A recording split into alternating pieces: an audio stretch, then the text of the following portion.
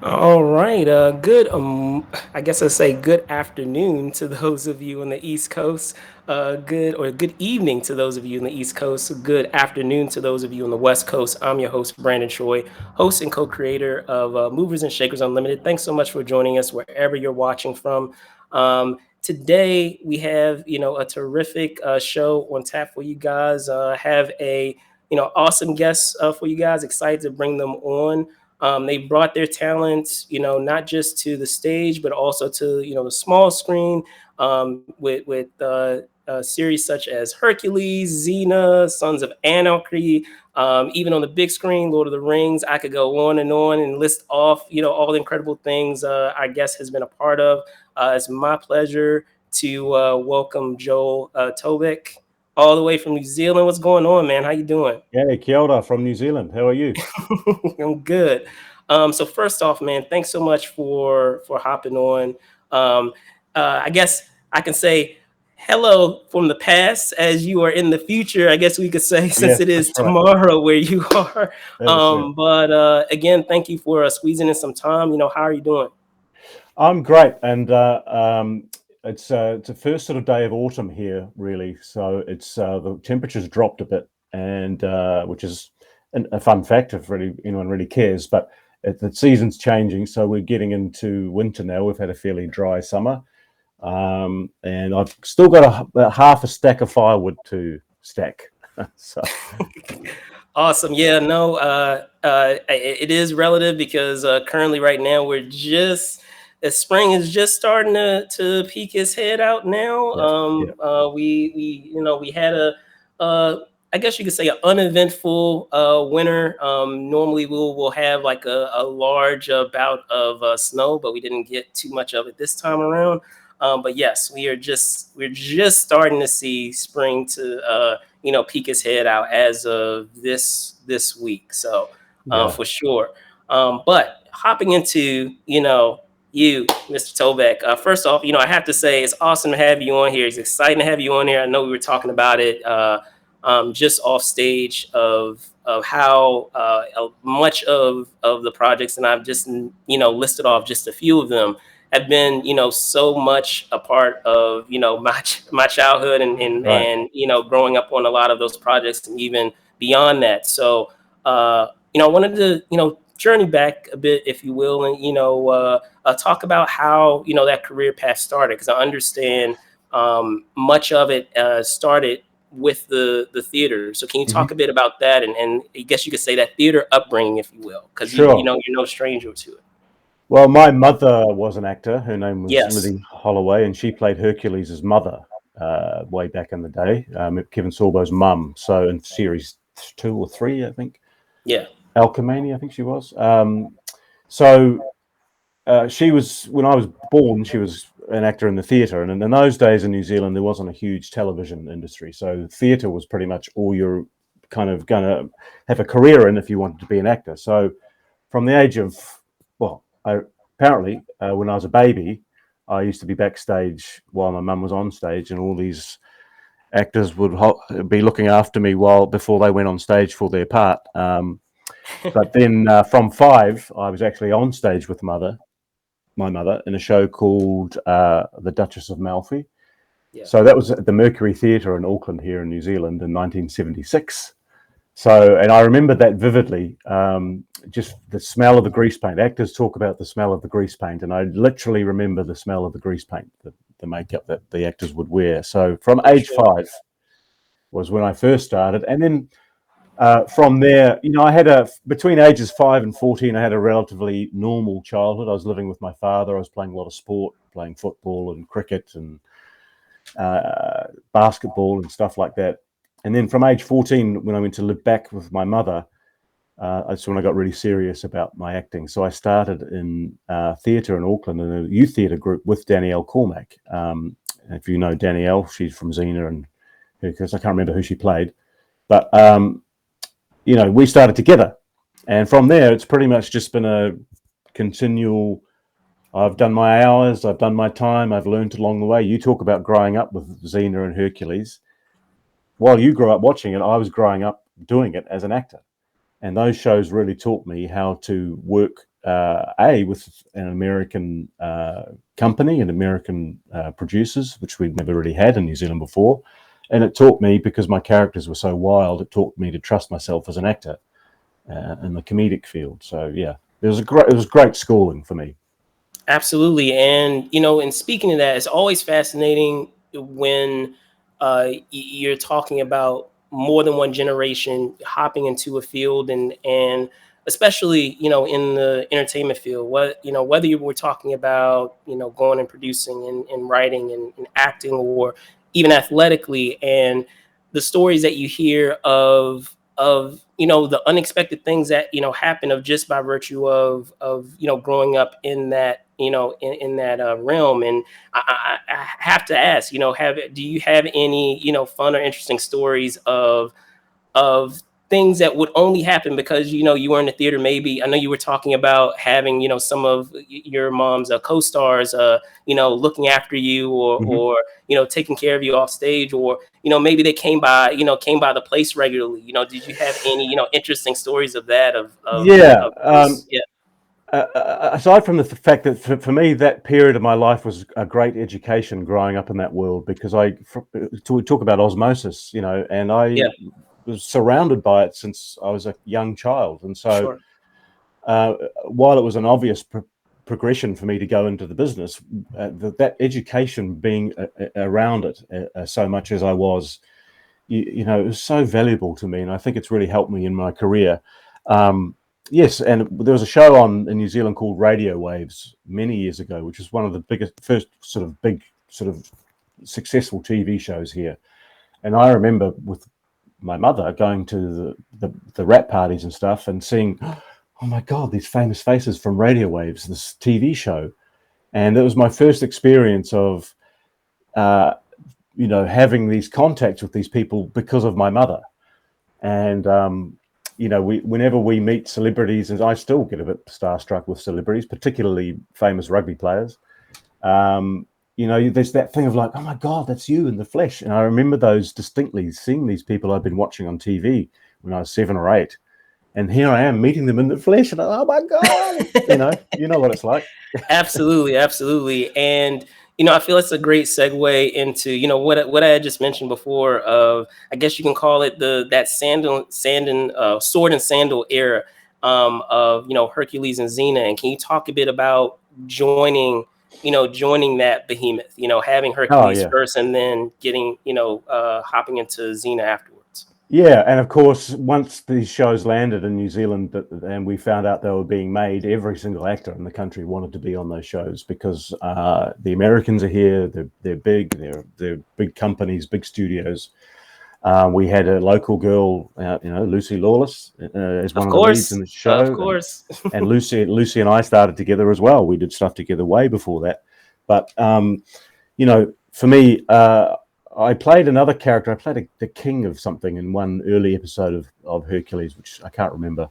But then later on, they got me in because they said there's this new character. He's a god, although he's not a real god. He's called Strife, yes. Strife. And so my good mate Kevin Smith was Ares. And so they said, Joel, we want you to come in and read for Strife. He's crazy, he's wild, he's wacky. So I did my audition, and in the audition, the casting woman at the time said, yeah, it's not quite working. And I'm probably butchering. I'll say Demos, I believe. King Demos. That's I it. think. Yeah, Damus. Yes. Yeah. Demos. Yeah, there you go. And so I said to the casting woman, "Look, just give me one more chance." And I said to myself, "Joel, you've got to really nail this. You've got to just pull out all the stops." So I did. I decided, and I went totally nuts. I imitated all my favorite comedians, Rowan Atkinson, Eddie Murphy, Richard Pryor. I did all these sort of hashed routines of those guys without the language. And they were like, that's it, you've got the part. And because I took the initiative of one more shot, please give me one more go.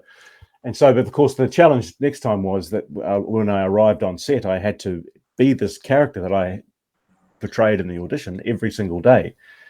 And I remember my first day on set with Kevin Smith as Strife, and Eric Grinderman, the producer, was sitting there by the camera, literally looking at me going, don't you mess this up. Don't you mess this up. And I really had to, and I pulled something out of the bag. The first scene I did was, yeah, the scene's going okay. It's kind of funny. It's kind of funny. It's kind of funny. And I did a little look or a little thing like at the end of the scene, and Eric Grundleman said, "That's the one, Joel." And I was like, "Yes, I've done it." And so from then on, it was a real a fun time for me to really, because I learned at that moment I had to trust myself as an actor, and I learned to do that. So yeah, it's great. Absolutely. Mm. Absolutely. And speaking to that, you were talking about the formation of that character. It even among the multitude, and because there were constant actors that came in and out of that show and played multiple roles. People kind of forget that you have some actors that come back and they play absolutely Hmm. different characters, and to still manage to make a mark and still be memorable among that large ensemble. Can you speak to that? Because I mean, that is not like an easy thing to accomplish. Just as you Yeah, were saying of trying to bring some flavor or color to that role. yeah, and I really think it was my years of growing up in the theatre that really served me well, because suddenly, I started in theatre when I was young, as I said, and I did a lot of shows as a teenager, and I had to play crazy, wacky characters, and I really searched for something inside of myself to make Strife possible. And this is what I teach when I teach my acting students: is that thing that you have, that thing that sparks you as an actor, that makes you unique. You've got to find that, and I had to find that, and I can only talk from experience.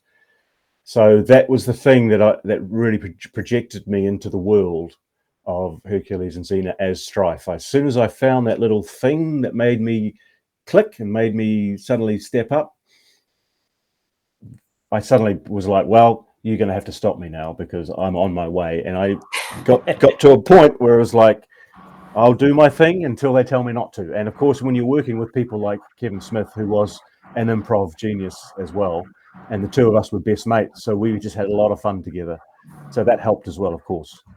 Awesome, awesome. And in speaking to Sword and Sandals and Hercules and Xena, of course, just skipping ahead for just a little bit. We're going to make our way back, but skipping ahead of shows like Spartacus. Can you talk a bit also about that? Because I mean, there's a lot of cross pollination from Hercules and Xena. Yeah, For those that were paying attention, there's a lot of cross pollination with not just those behind the camera, but even alums that were in front of it of going yeah. over to that show. So can you talk a bit about having that show and then having kind of that block of time and reuniting with a Mm. lot of those folks with Spartacus? Yeah, the great thing about Rob Tappert and those people is that they really remember, and they are very loyal to you. While it was a long time between, of course, after Hercules and Xena, I did Cleopatra 2525, Right. and that was finished in 2001. So it was a long time between drinks between Cleopatra 2525 and my bit on Spartacus. It was literally at the end of the show, Pompeii. Like, did I play Pompeii? They Yes. rung me up and said, Joel, we need you to come in and do this. And I think because of my history with Pacific Renaissance or whoever was making Spartacus, but definitely Rob Tappert, he knew that Joel will pull something out of the bag if he has to. Because I had all those years of Hercules, Xena, and young Hercules, of course, which went for a Sure. year and a Yeah. half. And so they do that now to this. Ash versus Evil Dead was the last thing I did for them, but I love the fact that they're very loyal to their people and they know that they're going to get the goods delivered if they really trust you. So I really owe them a lot. All right, awesome, awesome. And in considering those projects and uh, d- doing other projects stateside with like Sons of Anarchy, can you talk a bit about that? Because I know you were saying earlier how when you were doing Hercules and Xena of uh, not necessarily having to leave where you were still able in essence to be Yeah. stay where you are to still do that project, but Mm. now actually physically going elsewhere to do another project. Can you talk a bit about that transition? Because I know it's Yeah. always fascinating to hear about that of actually Mm. making the move to do that. Yeah. The great thing about being from New Zealand is that we live in such a beautiful country, and the not so great thing about being from New Zealand is that we live in such a beautiful country and we don't want to leave it. So prior to me going to the States, I had some interest from Australia because I'd done a film with Sam Neill, and he had introduced me to his agent over there. So that was my first step of going from New Zealand, where I had a lot of success, to going to Australia, where basically no one knew me, and literally I was the bottom of the pile. So I really had to make myself do that, and then from there, my agent at the time, Joe, in the States, had come down to see me do Rocky Horror at the Auckland Theatre Company. I played Frankenfurter, Nice. and which is a story in itself, because Kevin Smith was originally going to play Frankenfurter and I was going to be Riff Raff, but Kevin passed away, and so they Right. said, "Well, Yeah. we think it's just right that you become Frankenfurter." Of course, role of a lifetime. But Joe had seen that performance, and he had said to my agent in New Zealand, "Joel should come up stateside. I know I can get him some work." So after having a few years in Australia, I really just had to take the plunge, literally. So 2005, I said, right, I've got to do this, man. I've got to go take a risk. I showed up in Los Angeles, not knowing where the hell I was. Martin Henderson is a good mate of mine. We started together as well. He said, you can come and stay at my place in Laurel Canyon. So I did that. My agent said, "Hey, you're here." And so I just was literally hit the ground running, auditioning for stuff. And I had some interest on a Ben Affleck movie straight away, which was fairly, for a kid from New Zealand, to suddenly have producers say, "Yeah, I like this guy." Yeah. And then I did some TV stuff with, some of the crime show stuff that I did up there. And then, Y50, yeah. yeah, Y50. That was kind of around the same time as Sons of Anarchy, but before that, it was Without a Trace and shows like that. Yes. Yeah. Yeah. Yeah. So I just did my time. I did pilot season. I did a pilot with John Leguizamo that never went anywhere. Joe Magnaglio was in it as well. That's where I first met Joe, and he was literally nobody as well. And now look at him. But did that pilot, kept going back, auditioning, coming close, not getting things. And then just with Sons of Anarchy, I'd been in Australia working, then I decided to watch this show called Sons of Anarchy. I hear it's awesome. So I Right. did, and I was going, who's this guy, Charlie Huntman? He's an English actor. And I knew that he'd done a film called The Green Street Hooligans. So I watched that. And I remember going, at the time, watching it going, I'm going to work with this guy one day. I'm going to work with this guy one day. And literally 2 or 3 months later, I was in Los Angeles again. And my agent rang up and said, you've got an audition for Sons of Anarchy. I was like, gee, that's a huge show. And I just happened to get on really well with the casting woman. She was Canadian. Of course, Canadians and the Commonwealth Games in New Zealand are all very well linked because, Sure. she knew about the rowing successes that we have down in this part of New Zealand where I live. And so we hit it off, which helped. And of course, I auditioned for this Irish bodyguard called, I can't remember his name, Jimmy. No, that was my boss. Anyway, auditioned, I got the part, and literally from being there a week after not being there for a couple of years, I had 6 episodes of Sons of Anarchy. I mean, hello. And the wonderful thing about this business is that's how the cards may fall sometimes. Other times, I'm auditioning for 50 things and get close to one of them. But that period of my life was a very exciting time. Cool. Awesome. And speaking to that, talking about all these amazing projects that you have, brought your talents to, and I talk about it a lot here on the show of how pop culture, how that has, evolved, especially in the current era that we are now. And now, at this point, many of the things that were kind of, you know, they were looked down upon, or they weren't, they didn't have the popularity that it did before.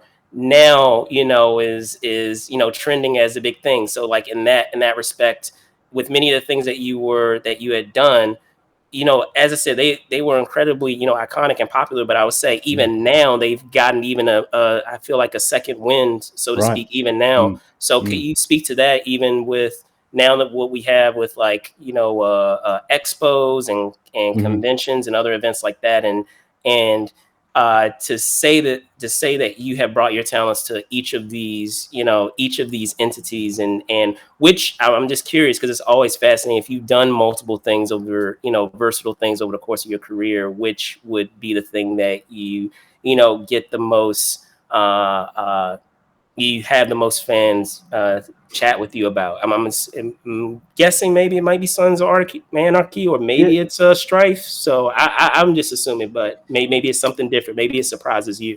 Well, interesting because if I was in America, if I was an American actor, I probably would get a lot of attention around Sons of Anarchy and the shows that I'd done, Hercules and Xena.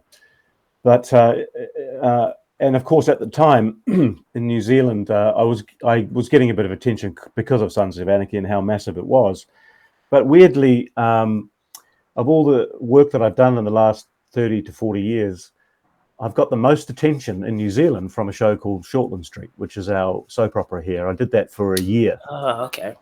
Everywhere I went, I mean, it's huge here. It's like, it would be like if I was on, um, a massive show in the States, Breaking Bad or something. But, so most of the attention regarding the American stuff I've done has come from the likes of yourself or fans throughout the world. And of course, from being from New Zealand, we don't get to experience the popularity of these things until we go to things like the conventions. And of course, Lord of the Rings was massive as I was well. gonna say, yeah, man. And those conventions are full on, they're huge. We used to go to London and we went to other places. And of course, I went to lots of places in the States just for Hercules and Xena. We went to Connecticut and New York and For Los sure. Angeles. Yeah. And it's just amazing how many people turn out for those things, and how the shows really make, I don't want to say make people's lives happier because that sounds very Resonate. resonate with people. But you're right, and it was just so great to see that people just love these things so much because when you're an actor in a show, you're just making a show, and we know that how unglamorous it can be. It can be long days. You're in these hot, sweaty leather suits. You're hurting yourselves in fight scenes and whatever. Yeah. But to see the popularity and the people turn out just to see us and meet us and have us sign a photo, I mean, God, that's just such a pleasure for us to do.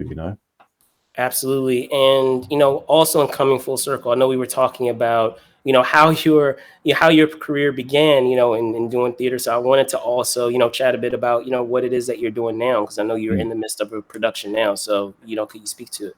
Sure, I've actually just finished because of COVID and the situation in our country at the moment. We can't have large gatherings of more than 100. So I was about to do a play for the festival, the Auckland Festival, which is a big festival every year. And we had booked to do a run of the show for a week and a half in the theatre called A Stab in the Dark. So what we did instead, we shot it online. We streamed it. We streamed it over the internet. So it was on for a couple of days. So we shot it twice and streamed one of them. So that's just finished. But that was a great piece because it was myself on stage surrounded by massive puppets, and we had lots of digital elements that were broadcast throughout the entirety of the piece. And that was about a guy who had split personalities, a guy called Warren and Steve, John and Warren, who were two different people but the same person. And it was a great challenge for me because I hadn't done theatre in a few years, but to play two different people, play my doppelganger at the same time. So we would work it. So while John was performing live, Warren as John's double would be a puppet, a small puppet, and we had a larger version of myself, and we had a big fight scene that was projected onto a big piece in the middle of the theatre. So that was a great challenge, and it's those jobs that really excite me because anything that's a challenge for me as I get older and want to keep going, it keeps me inspired. So yeah, it's theatre's a great leveler, and it keeps you. I mean, no one's driving you to set, no one's getting my coffee, no one's rubbing my back when I've got a sore back. It's all up to me. Absolutely. And, I also have to ask too, you had commented on it earlier, in our conversation of, always telling actors of bring what it is that's unique to you and figuring out what that is. And you were just talking about doing something that you feel challenges you. So Yeah. would you say those are kind of like the hallmarks, within the body of work that you've done, that you really have used as pillars, so to speak, to kind of, guide you in being able to do so many different things? Because I mean, Yeah, we haven't even hopped into it. I mean, you do music too, so we haven't. yeah, yeah, That's just the tip of the iceberg. We were talking about acting, but understand. yeah, You also are a musician as well. So being able to carry those different hats and yeah. yeah, Well, for a long time with my acting, people knew that if you wanted the guy who's the crazy drug dealer who's going to shoot everybody, get Joel Tobeck, because they knew that I was quite happy to push myself and be crazy, sure. and I guess they still ask me to be the bad guy, but I think people know that I'm going to bring something.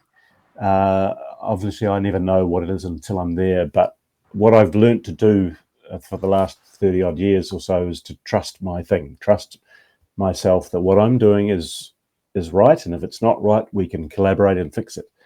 Because part of the problem for actors is we have so much doubt about, am I doing the right thing?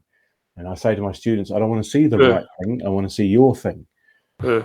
And however you interpret the direction I've given you is what I want to see. It's not. I'm not going to mark you on. It's not going to. It's not a. I'm not failing you in an exam. I want to see you do you. And the other side to that is, of course, you have to get good at taking direction and taking a bit of criticism as well. So if the director says, "No, I didn't like that. Try it this way," uh, you have to get good at that as well. And that's part of trusting your thing. So it's all about trust for me. I don't always get it right. I don't always feel like have it nailed. There are times where I have huge self doubt, thinking, I can't, I can't do this. This isn't right. But I do know that it will eventually come. So Gotcha. And I was gonna say, lastly, in kind of jumping off of that, is what someone who is entering the industry now, what they have available to them. There's such a smorgasbord, yeah. so to speak, of various avenues that artists can go. And Hmm. so would that same advice would that same advice be tweaked to those that are entering the industry now, or would it still be the same as to what you were just saying, with all the other avenues that you have? I mean, we didn't really have a YouTube. We didn't That's have right. we didn't have all these various avenues that people can Yeah. still kind of get their foot in the door. So Listen, YouTube is such a great thing, man, because when I started doing the American stuff, I had to have dialogue coaches from the States, dialect coaches, come down to teach us to do the accent. And over time, you practice it and you get better and better. But my daughter, who is now nearly 16, at 12, she was on YouTube learning how to do an American accent. And her American accent, by my ear, was pretty damn perfect at 13, 14. So uh, I always say, because I'm a guitar player, I always go onto YouTube if I want to learn a new song. I want to learn that Aerosmith song. So I'll go onto YouTube, and there's always some guy somewhere around the world who teaches you that song. So YouTube is amazing for, especially for actors, for voice classes, for dialect coaching. I use dialect coaching on YouTube all the time. The other day I had to learn a Danish accent, so I went onto YouTube, punched in Danish accent, boom, there we are. Um, I think the world is at the feet of young actors now. Of course, the it's up to them to become good at doing their thing and trusting themselves and bringing it, because there's a big difference than rehearsing at home and then having to do it on set or in a class or for an audition. sure, yeah. That's the thing you've got to work at, and that'll come if you just trust it, trust it, trust it. All right, awesome. Well, Joel, thank you so much. As I said, I really do appreciate it. Squeezing in some time, especially considering the massive, massive time difference that we Yeah. have. But before I let you go, can you tell folks where they can find you? Well, you can find me at on Instagram at Joel Tobeck, or on Twitter at Joel Tobeck. You can find me on my website, joeltobeck.net. But yeah, I've got to get better at doing social media. I think I'm on TikTok. as well. Okay, cool. Yeah, yeah. All right, awesome, All awesome right. stuff. Well, again, I want to thank Joel Tobeck from hopping on. I'm your host, Brandon Choi, host and co-creator of Movies and Shakers Unlimited. Thank you guys so much for watching. Be safe out there, and I'll see you soon. Thank you. Bye.